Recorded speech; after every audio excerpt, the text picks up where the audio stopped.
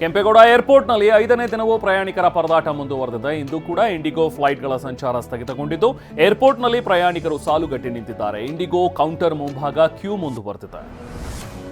IndiGo ಸಂಸ್ಥೆ ವಿರುದ್ಧ ಪ್ರಯಾಣಿಕರು ರೊಚ್ಚಿಗೆದ್ದಿದ್ದಾರೆ. ಇಂಡಿಗೋ ಸಂಸ್ಥೆಯ ಸಿಬ್ಬಂದಿ ನಮಗೆ ಯಾವುದೇ ಸರಿಯಾದ ಮಾಹಿತಿ ನೀಡ್ತಾ ಇಲ್ಲ, ಕೊನೆ ಕ್ಷಣದಲ್ಲಿ ವಿಮಾನ ಹಾರಾಟ ರದ್ದು ಅಂತಿದ್ದಾರೆ, 2 ದಿನದಲ್ಲಿ ನಿಮ್ಮ ಹಣ ರೀಫಂಡ್ ಆಗುತ್ತೆ ಅಂತ ಹೇಳ್ತಿದ್ದಾರೆ ಅಂತ ಆಕ್ರೋಶ ವ್ಯಕ್ತಪಡಿಸಿದ್ದಾರೆ.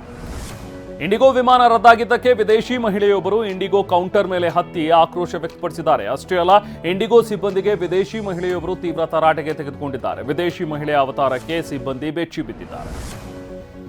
ದೆಹಲಿಯಲ್ಲಿ ವಾಯು ಗುಣಮಟ್ಟ ಮತ್ತೆ ತೀರಾ ಕಳಪೆ ಮಟ್ಟಕ್ಕೆ ತಲುಪಿದೆ. ವಾಯು ಗುಣಮಟ್ಟದ ಸೂಚ್ಯಂಕ 333 ದಾಖಲಾಗಿದೆ. ದೆಹಲಿಯಲ್ಲಿರೋ 39 ಮೇಲ್ವಿಚಾರಣಾ ಕೇಂದ್ರಗಳ ಪೈಕಿ 35ರಲ್ಲಿ ಅತಿ ಕಳಪೆ ಗಾಳಿ ಗುಣಮಟ್ಟ ದಾಖಲಾಗಿದೆ. ಸ್ವಿಗ್ಗಿ ಇನ್ಸ್ಟಾಮಾರ್ಟ್ನಲ್ಲಿ ಗ್ರಾಹಕರಿಗೆ ಕೊಡಬೇಕಾಗಿದ್ದ ಐಫೋನ್ 16 ಕಳ್ಳತನವಾಗಿದೆ. ಬೆಂಗಳೂರಿನ ಪೀಣ್ಯ ಪೊಲೀಸ್ ಠಾಣಾ ವ್ಯಾಪ್ತಿಯಲ್ಲಿರೋ ಸ್ವಿಗ್ಗಿ ಇನ್ಸ್ಟಾಮಾರ್ಟ್ನಲ್ಲಿ ಗ್ರಾಹಕರಿಗೆ ಗ್ರಾಸರಿ ಎಲೆಕ್ಟ್ರಾನಿಕ್ಸ್ ಸರಬರಾಜು ಮಾಡಲಾಗ್ತಿತ್ತು. ಘಟನೆ ಬಗ್ಗೆ ಸಿಸಿಟಿವಿ ಪರಿಶೀಲಿಸಿದಾಗ ಲಾಕರ್ ಓಪನ್ ಮಾಡಿ ಡಿಸ್ಟ್ರಿಬ್ಯೂಟರ್ HM ನಾಯಕ್ ಐಫೋನ್ 16 ಕಳ್ಳತನ ಮಾಡಿರೋದು ರಿವೀಲ್ ಆಗಿದೆ. ಸೆಕ್ಯೂರಿಟಿ ಗಾರ್ಡ್ ಡೆಲಿವರಿ ಹುಡುಗನಿಗೆ ಅಸಭ್ಯ ಸನ್ನೆ ಮಾಡಿದ ಪ್ರಕರಣವೊಂದು ಬೆಂಗಳೂರಿನ KS ಲೇಔಟ್ ಪೊಲೀಸ್ ಠಾಣೆಯಲ್ಲಿ ಬೆಳಕಿಗೆ ಬಂದಿದೆ.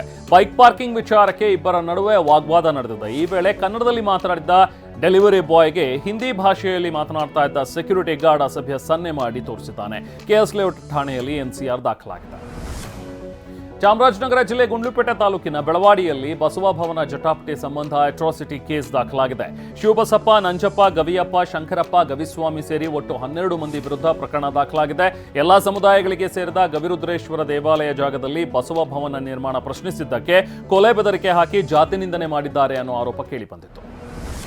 ಹಾವೇರಿ ಜಿಲ್ಲೆ ಶಿಗ್ಗಾಂವಿ ತಾಲೂಕಿನ ಬಂಕಾಪುರದಲ್ಲಿ ಅಕ್ರಮವಾಗಿ ಸಂಗ್ರಹಿಸಿಟ್ಟಿದ್ದ ಪಡಿತರ ಅಕ್ಕಿಯನ್ನ ಲಾರಿ ಸಮೇತ ವಶಕ್ಕೆ ಪಡೆಯಲಾಗಿದೆ. 5,50,000 ಮೌಲ್ಯದ 545 ಅಕ್ಕಿ ಚೀಲಗಳನ್ನು ಆಹಾರ ಇಲಾಖೆ ಅಧಿಕಾರಿಗಳು ಸೀಸ್ ಮಾಡಿ ಇಬ್ಬರ ವಿರುದ್ಧ ದೂರು ದಾಖಲಿಸಿದ್ದಾರೆ.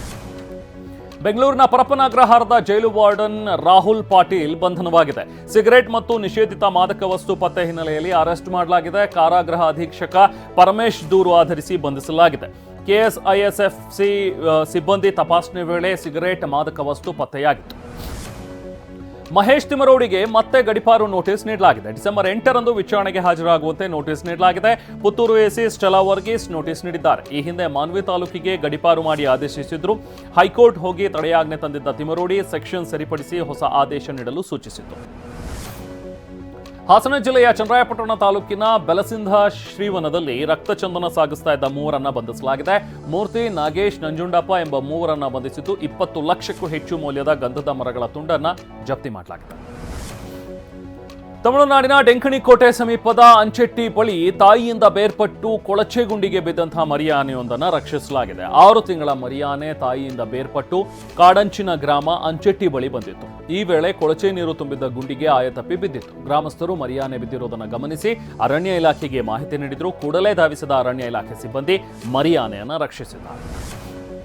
ಮೈಸೂರು ಜಿಲ್ಲೆಯಲ್ಲಿ ಮತ್ತೊಂದು ಹುಲಿ ಮರಿ ಸೆರೆಯಾಗಿದೆ. ಗುರುಪುರ ಸಮೀಪದ ಗೌಡನಕಟ್ಟೆಯ ಜಮೀನಿನಲ್ಲಿ ಅಡಗಿ ಕುಳಿತಿದ್ದ ಹುಲಿ ಮರಿಗೆ ಅರವಳಿಕೆ ಮದ್ದು ನೀಡಿ ಸೆರೆ ಹಿಡಿಯಲಾಗಿದೆ. ಕಳೆದ ವಾರವಷ್ಟೇ 4 ಹುಲಿ ಮರಿ ಸೆರೆ ಹಿಡಿಯಲಾಗಿತ್ತು. ಹುಲಿ ಸೆರೆ ಹಿಡಿಯುವ ದೃಶ್ಯ TV9ಗೆ ಲಭ್ಯವಾಗಿದೆ.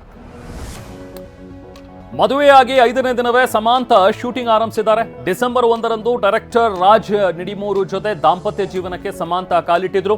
ಇದೀಗ ಡಿಸೆಂಬರ್ 5ರಂದು ಸಮಾಂತಾ ಮಾ ಇಂಟಿ ಬಂಗಾರಂ ಶೂಟಿಂಗ್ ಸೆಟ್ನಲ್ಲಿ ಕಾಣಿಸಿಕೊಂಡಿದ್ದಾರೆ. ಸಮಾಂತಾ ನಿರ್ಮಾಣದಲ್ಲಿ ನಂದಿನಿ ರೆಡ್ಡಿ ನಿರ್ದೇಶನದಲ್ಲಿ ಮೂಡಿ ಬರ್ತಾ ಇರೋ ಸಮಾಂತಾ ಆಕ್ಟ್ ಮಾಡ್ತಾ ಇರುವಂತಹ ಈ ಚಿತ್ರ ಮೊನ್ನೆಯಿಂದ ಚಿತ್ರೀಕರಣಕ್ಕೆ ಕಿಕ್ ಸ್ಟಾರ್ಟ್ ನೀಡಿದ್ದಾರೆ.